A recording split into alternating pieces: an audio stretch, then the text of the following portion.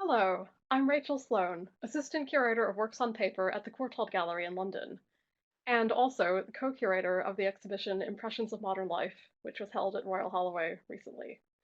I'm here to speak to you today about a very rich and complex topic, that of symbolist book illustration in France at the turn of the century. In late August 1890, a manifesto signed by one Pierre Louis, which was in fact the pen name of the 19-year-old painter Maurice Denis, appeared in the Paris journal Art et Critique under the rather obscure title Definition of Neo-Traditionalism. It remains best known in the annals of modern art for setting out the aesthetic program of the newly formed Nabi group. It is especially famed for its opening line: "Remember that a picture, before it is a war horse, a nude woman, or some anecdote, is essentially a flat surface covered in colors assembled in a certain order," which appears to sound the call for the rise of abstraction. However, buried near the end is another surprising assertion, this time about the status and nature of illustration. Illustration is the decoration of a book, and not black and white photographs, naturalistic details placed haphazardly in the text, or pseudo-Japanese fragments. This decoration must be invented without servitude to the text, without exact correspondences between the subject and the writing, but rather as the embroidery of arabesques on the page, an arrangement of expressive lines. Now, the idea that illustration might be anything other than the natural handmaiden of writing would likely have come as a shock to the average 19th century bibliophile. After all, they might have reasoned, illustration only exists because a book has called it into existence. Indeed, the latter half of the 19th century is widely regarded as a golden age of book illustration on both sides of the Atlantic. And most of the artists whom we associate with this golden age, like John Tenniel, Walter Crane, Edmond Dulac, and Gustave Doré, are celebrated precisely for the fidelity with which their images give visual form to the texts which they were employed to illustrate. However, at the turn of the century, some artists and writers began to question the subservient relationship of illustration to text that had so long been taken for granted. Leading the charge were a number of artists associated with symbolism. The symbolist movement, concerned as it was with the breakdown of rigid boundaries between different art forms, and particularly with debates regarding the relationship between the visual arts and literature, provided a natural and exceptionally fertile ground for experimentation. Today, I'd like to explore some of the ways artists challenge the conventional role of illustration via three case studies: André Gide and Maurice Denis' novella Le Voyage du Rien, in which author and artist position themselves as collaborators and equals; Paul Gauguin's memoir of his first sojourn in Tahiti, Noa Noa, in which the relationship between images and texts is left deliberately ambiguous; and Odilon Redon's three albums of prints inspired by Gustave Flaubert's La Tentation de Saint Antoine, in which the original text serves as a springboard for the artist's imagination into a world very much his own. Because Denis wrote the definition of neo-traditionalism under a pseudonym, he was able to offer himself as an exemplar of illustration unshackled from conventional demands, namely, the woodcuts he had made the year before for Paul Verlaine's book of religious poetry, Sagesse. While he had taken on this project on his own initiative, rather than at the behest of a publisher, and without Verlaine's input, he had an ideal opportunity to put his theories into practice 2 years later, when André Gide asked him to provide illustrations for a novella that was then only in the planning stages, Le Voyage du Rien. The novella charts a dreamlike journey through a fantastical landscape by a group of characters endowed with scarcely any distinguishing characteristics, who ultimately gain nothing and learn nothing from their experience, a denouement hinted at in the punning title.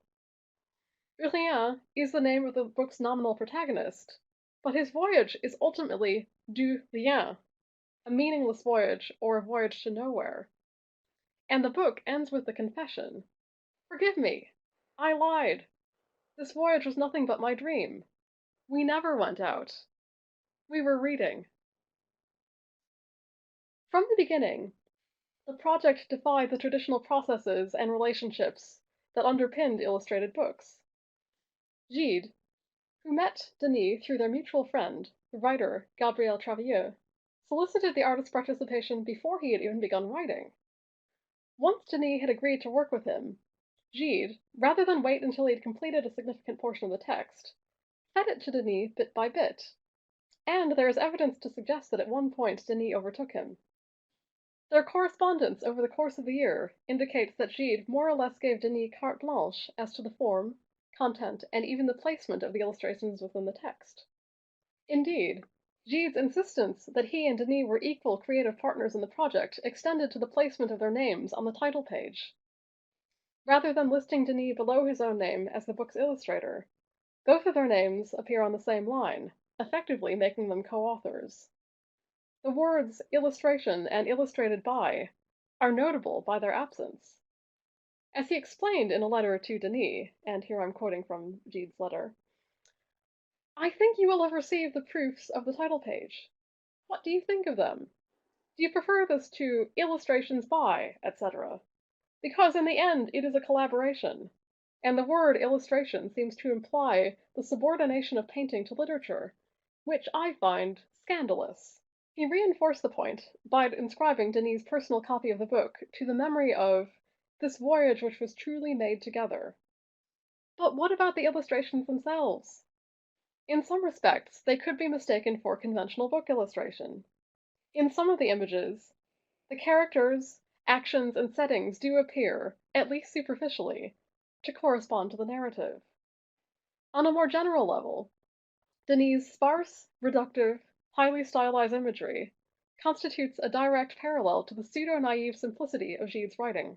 The prevalence of voids and flat spaces in both the vignettes themselves and their placement on the page, and the generalization or effacing of the figure's features so that they become blank-faced clones of one another, visually echoes the emptiness of a journey that is, as already noted, ultimately one of nothingness, du rien. But a closer look reveals that Maurice Maeterlinck, who greatly admired the voyage, was correct in describing the illustrations as the incomparable parallel poem of Maurice Denis. Overall, Denis displayed a tendency to tie his work to the emotions which the text engendered, rather than to specific episodes in the narrative, thus making the images accompaniments rather than illustrations in the traditional sense. In keeping with the admiration he had previously expressed for the medieval tradition of illuminating a manuscript, he treated the illustrations as the decoration of the page, with a strong emphasis on the harmonious and visually pleasing arabesque. Although Denis settled on lithography as his technique of choice, partly because it was easy for the printer to incorporate the images into the text, and partly because it allowed him to work quickly and fluidly as Gide fed him the text, his illustrations mimic the qualities of woodcut, another throwback to the early days of printed books, with their heavy outlines and simple, stylized forms stripped of extraneous detail. The headpieces of the chapters perform a similar function to the illuminated initials in a manuscript, but without the use of actual letters. Image and text are linked, but there is no longer an obvious relationship between them. Elsewhere, the illustrations diverge from the text, sometimes subtly, in a few tiny but telling details. In other cases, more overtly. In the prelude, for example, the landscape depicted in the vignette does not match the description in the facing text. In the last chapter, where the character Eric goes out to kill a swan, the accompanying image shows, instead of a swan, a figure clenching a snake in his fist. The sinuous line of the snake's body could, of course, suggest a swan's neck, but no one could ever truly mistake a snake for a swan. But perhaps the most striking instance of the autonomy of Denis' illustrations from the text they purport to illustrate occurs in the episode in which the travelers encounter Rien's sister, Elise. Gide describes Elise as wearing a spotted dress with a cerise parasol. Near her were a small valise with toiletries and a few books. A tartan shawl on her arm, she is eating an escarole salad and reading the Prolegomena to all future metaphysics. None of this excessive detail or gentle satire is in evidence in Denis' illustration, which depicts a young woman in a simple white dress, with a book on her lap, and without the other accessories described by Gide. Moreover, this particular illustration is in fact a variant on a motif that Denis had been exploring in his oeuvre at large during the early 1890s. That of one or more young women, clad in simple white gowns, sitting or wandering in a springtime landscape traversed by a winding path, and which he seems to have simply repurposed for the book. Le Voyage de Rien was a critical success, but, despite Gide's evident enjoyment of working with Denis, and his satisfaction with the result, the two men never worked together again. Although Denis continued to produce illustrations, or rather accompaniments, to others' writings, sporadically for the rest of his career, Gide's ideas about the relationship of writing and the visual arts evolved to the point that in 1901 he published an article entitled The Limits of Art, in which he made this startling assertion. Literature and art have happily ended their alliance, and I am not here to complain about it. On the contrary, it is already well recognized that I know nothing about your job, and you know nothing about mine. You cultivate your garden, and we ours, and sometimes we are neighbors. That's all. Gide in fact dedicated the article to Denis, so it is unlikely to have been an attack on him. Perhaps, in fact, it is a backhanded homage, with the implication that their collaboration on Le Voyage de Rien, in which the illustrations formed a parallel and potentially autonomous counterpart to the text, may have served as a crucial stepping stone on the path to his current way of thinking. Le Voyage de Rien was the product of two imaginations, a writer and an artist. But what about an artist who turns his hand to writing? Paul Gauguin's highly embellished, mostly fictional memoir, and that word memoir really ought to appear in inverted commas, Noa Noa, begun only a few months after the publication of Le Voyage de Rien, makes a fascinating and enigmatic case study. Gauguin was in fact a prolific writer, although virtually none of his non-journalistic writing saw publication during his lifetime. Noa Noa came closer than anything else he wrote to reaching an audience beyond his immediate circle, and is the work most explicitly conceived with a reading public in mind. At the same time, he expressed doubts similar to Denis about whether an artist could ever satisfactorily illustrate a book. He can decorate the book, yes, add other sensations that relate to it. When Gauguin returned to France from his first sojourn in Tahiti in August 1893, he envisaged publishing a memoir, based on his travel journal, as well as local legends and anthropological observations, most of which he appropriated from European sources. It would include poems by Charles Maurice, one of his key supporters, and would be illustrated with 10 prints. Its ostensible purpose, according to a letter to his wife Netta, was to publicize his adventures and to elucidate for a French audience the paintings he had produced in Tahiti, and which he planned to exhibit at the Galerie des Rangs Ruelles, many of which he admitted, or perhaps boasted, will be incomprehensible to them. However, Gauguin's letters and journals offer ample evidence of his deep ambivalence toward explaining his work. The bulk of his writing suggests that, if he'd had his way, he would have completely embraced Stéphane Mallarmé's dictum that to name the thing means forsaking 3/4 of a poem's enjoyment. And yet, he was perpetually torn between the desire to mystify his audience and the need to explain in order to make his work attractive, or at least legible, to potential buyers. It is therefore unsurprising that Noa Noa gave rise, perhaps deliberately, to further mysteries. The prints are not illustrations in the conventional sense, and their Tahitian titles would have been incomprehensible to their original viewers. Only a single print, L'univers est créé, or The Universe is Being Created, is titled in French, and as for the Tahitian titles, they've been translated slightly differently in so many publications that it would be hard to point to a single accepted standard. Not only is the relationship between the prints and text unclear, Gauguin does not appear to have established any fixed sequence for the prints, and his intentions have been the subject of debate for the better part of a century.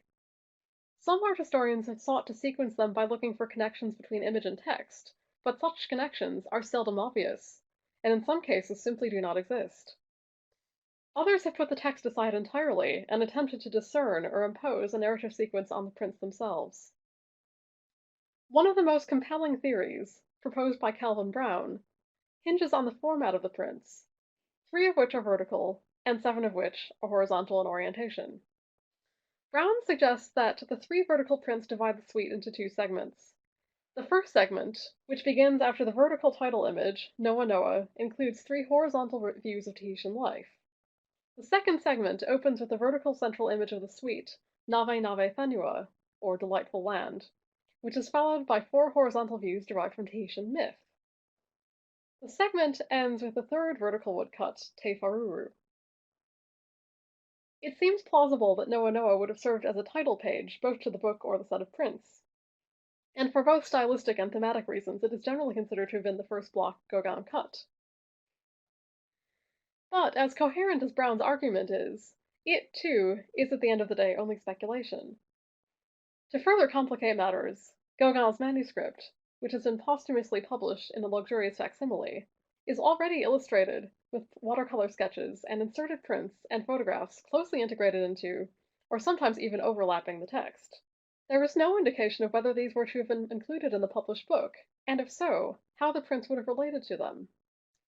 Moreover, Gauguin left no indication as to whether the prints were meant to have been inserted directly into the text, which was certainly possible with wood engraving, or tipped in on facing pages in what were known as hors text or extra-textual illustrations. Were they intended all along to act as an accompaniment, in Denis' words, rather than as illustrations to the text? Gauguin worked on the woodblocks for the Noa Noa prints over a relatively short period of time, from December 1893 through March 1894. Even though the publication did not materialize during his lifetime, the prints almost immediately began to take on a life of their own when he exhibited them in his studio in 1894.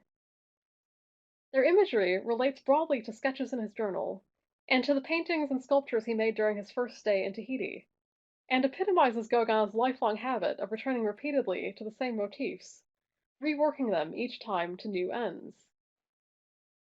In spite of his stated purpose of introducing his audience to the customs and mythology of Tahiti, the prints could be more accurately described as a voyage through the artist's imagination. Indeed, as his would-be collaborator Maurice later wrote, "Here is the true Tahiti, that is to say, faithfully imagined." Prior to the Noa Noa prints, Gauguin had only produced a single set of prints, the so-called Volpini suite of zincographs, in 1889. The Noa Noa series was his first foray into woodblock printing, and showcases his idiosyncratic approach. I am referring to them very deliberately as woodblock prints rather than woodcuts or wood engravings, for precisely this reason. They are not pure examples of either technique, but instead a unique hybrid. Instead of using side-grain blocks of wood, which are typically favored for woodcut and which are used to achieve broader, flatter effects, as in the prints of artists such as Edvard Munch and the German Expressionists, Gauguin used small, dense, end-grain boxwood blocks, typically used for wood engraving, a technique then associated primarily with the finely detailed, mass-produced illustrations one would expect to find in a newspaper, magazine, or popular novel. This choice may have had its roots in practical concerns, for wood engraving was compatible with type printing, and the Noa Noa prints apparently began life as just that, illustrations to be printed in a book. While he took advantage of the block's tight grain for fine cutting and worked partly with the gravers typically used for wood engraving, he also availed himself of a range of less conventional tools, gouges and chisels, more commonly used for woodcut or sculpture, particularly apparent in the rendering of the shore in Aute Te Pape, as well as etching needles, knives, razor blades, and sandpaper. In essence, he treated the blocks like low-relief sculptures, bringing together sculpture, drawing, and multiple printmaking techniques in a single work. Gauguin also reversed the customary relationship between black and white in wood engravings, making white linear form emerge from great pools of black.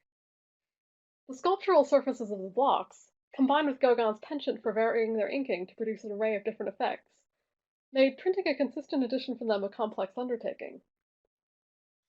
Moreover, the impressions pulled during Gauguin's lifetime, either by the artist himself or with the assistance of the more experienced printmaker Louis Ras, vary so widely that it seems fair to suppose that Gauguin, in defiance of conventions surrounding printmaking and illustration, actually privileged uniqueness over consistency. Gauguin and Ras experimented with inking the blocks with different colors, with printing on colored papers, and with obscuring areas of the compositions. By contrast, the set of prints belonging to the Courtauld, 3 of which were presented in Impressions of Modern Life, come from a portfolio printed in Copenhagen 18 years after Gauguin's death by his youngest son, Paula, himself an artist.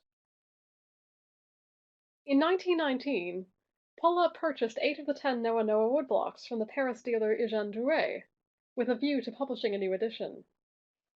Only after 2 years of struggle did he and the publisher, Christian Cato, succeed in issuing an edition that captured every element of the block surfaces. This was achieved by using 2 different ink rollers, one soft and one hard, which covered the entire printing surface while leaving clear even the shallowest incisions. In contrast to the impressions printed by Gauguin himself, which frequently obscured or totally effaced areas of his designs, these posthumous impressions are faithful, documentary records of the blocks, with nothing added or removed. Again, however, we must ask whether their apparent clarity was ever Gauguin's intention. Given his preference for the enigmatic, the ambiguous, and the suggestive, in short, every aesthetic quality prized by symbolism, he might well have rejected them as merely descriptive. As illustrations, the Noa Noa prints go much further than those in Le Voyage de Rien in overturning the time-honored relationship between word and image in a book. Although Gauguin was generally dismissive of artists who illustrated the words of others, one notable exception was Odilon Redon. Redon's relationship with the written word was rich and complex. A prolific writer of letters and short stories who published a dense and elusive memoir, À Soi-même, a year before he died, Redon was a voracious reader who cultivated relationships with writers over the course of his entire career. In fact, as an artist whose highly individual, visionary oeuvre all but guaranteed that he would have to carve out a career outside the official artistic establishment, he depended more than most upon the support of writers to promote his work. In fact, his first one-man show in 1882 was held in the offices of a newspaper rather than an art gallery. His own art was frequently characterized by the intermingling of word and image, but never in the traditional sense of producing straightforward illustrations for texts. During the 1890s, when his reputation was at its height, he was called upon to create frontispieces for books by the Belgian symbolist authors Jules Destrée, Emile Verheiren, and Iwan Gilkin, but it was relatively rare for him to make more than a single image inspired by, or related to, an individual book or author.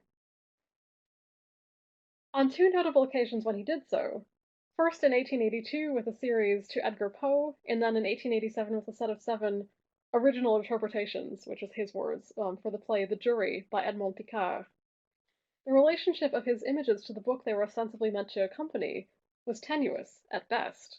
His most characteristic art form was an album of lithographs, usually between 6 and 12, accompanied either by laconic titles or by poetic fragments he had penned himself, which created a hermetic universe animated by a cryptic narrative to be teased out by the viewer in the privacy of his or her own home.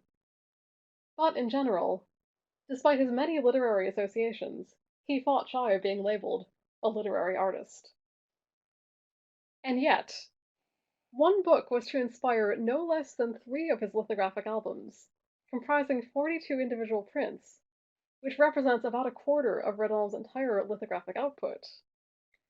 This was Gustave Flaubert's 1874 prose poem cum novel cum play, La Tentation de Saint Antoine, or The Temptation of St. Anthony. Although little known today, Flaubert's life work, which he began writing in 1845, achieved cult status in France in the 1880s, receiving the homage of key symbolist writers including Jean Maurice and J.K. Huysmans. Written in the form of a play script, it details a single night in the life of St. Anthony the Great, as he wrestles with the temptations of lust, death, and Lucifer in various guises. Redon was introduced to the novel by the journalist and critic Émile Hennequin in 1882, and immediately recognized its potential as a veritable mine for his work, seeing a parallel between the suggestive possibilities of its life. And yet, one book was to inspire no less than 3 of his lithographic albums, comprising 42 individual prints, which represents about a quarter of Redon's entire lithographic output. This was Gustave Flaubert's 1874 prose poem cum novel cum play, La Tentation de Saint Antoine, or The Temptation of St. Anthony. Although little known today, Flaubert's life work, which he began writing in 1845, achieved cult status in France in the 1880s, receiving the homage of key symbolist writers including Jean Maurice and J.K. Huysmans. Written in the form of a play script, it details a single night in the life of St. Anthony the Great, as he wrestles with the temptations of lust, death, and Lucifer in various guises. Redon was introduced to the novel by the journalist and critic Émile Hennequin in 1882, and immediately recognized its potential as a veritable mine for his work, seeing a parallel between the suggestive possibilities of its language and his own affinity for the indefinite and the mysterious. Although subjects clearly inspired by the Tentation first began to appear in his art as early as 1883, it wasn't until 1887 that he began work on his first series of lithographs inspired by the book. The unusual nature of the project almost immediately caused the publisher, Edmond Desmond, to balk. Redon was frank in declaring that the album was to be an interpretation of the book, whereas Desmond would have preferred the project to be illustrations for the volume rather than a portfolio of drawings. Nevertheless, Redon eventually managed to persuade Desmond, and the album went ahead. It was published in April 1888.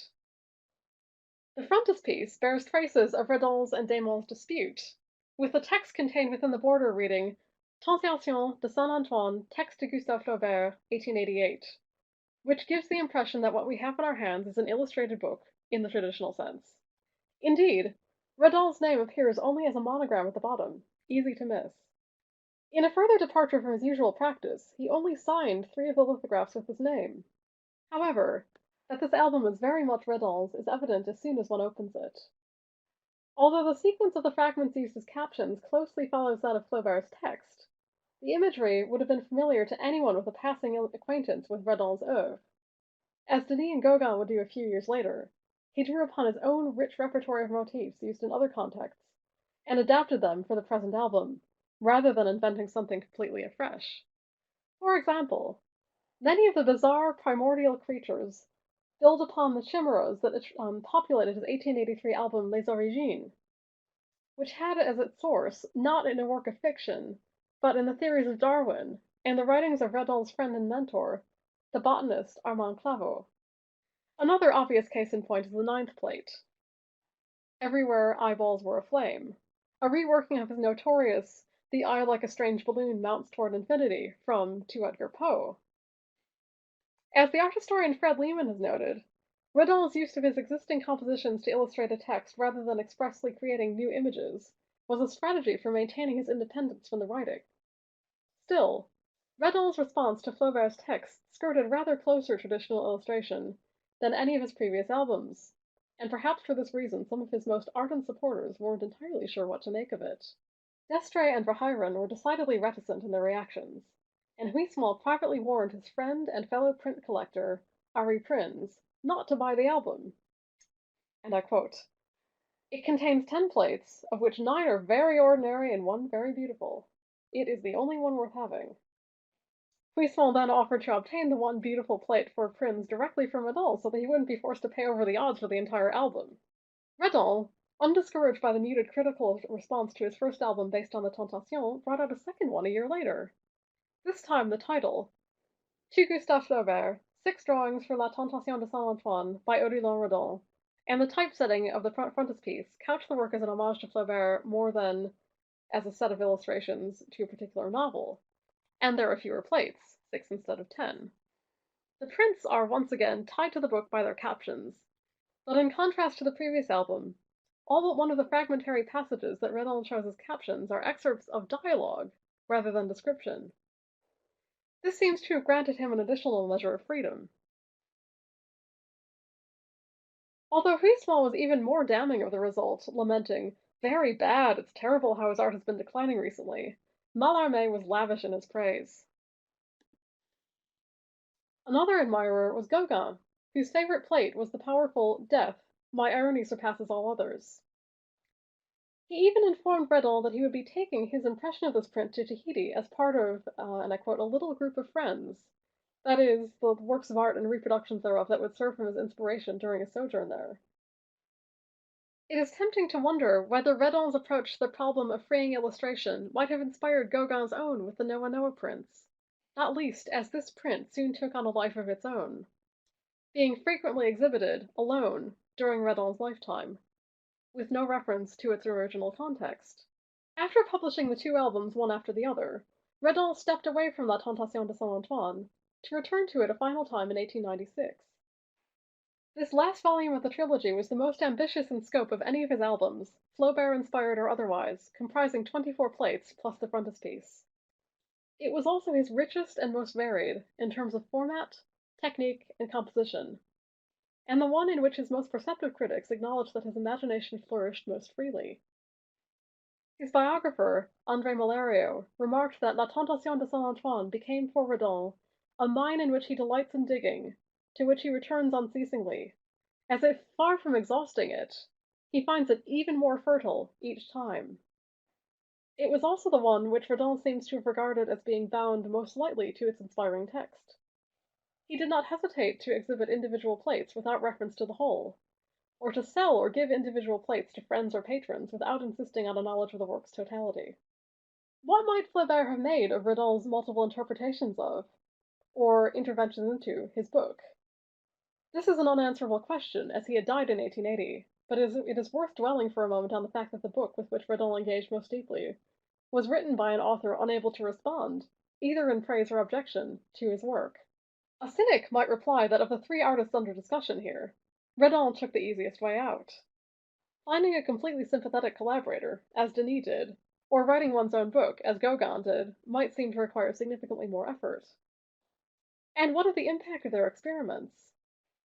I've chosen to focus here not only on a handful of artists, but only on a very short time frame.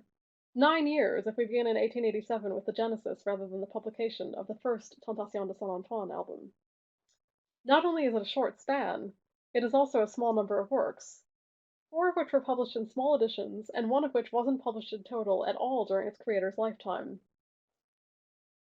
And, of course, add to that the received wisdom, now thankfully largely debunked, that symbolism died around 1900 and had little influence on the development of modern art. It wouldn't be accurate to claim that Denis, Gauguin, Redon, and their fellow symbolists completely overturned traditional models of book illustration. Countless 20th century examples refute that idea.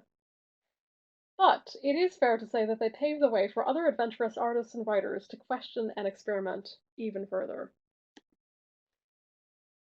And in some cases, they created a means for artists to look for ways to tell a story that dispenses entirely with the written word, as the Belgian artist Frans Mazerel did in 1919 in his Passionate Journey, a novel made up of 167 woodcuts, with nary a caption in sight.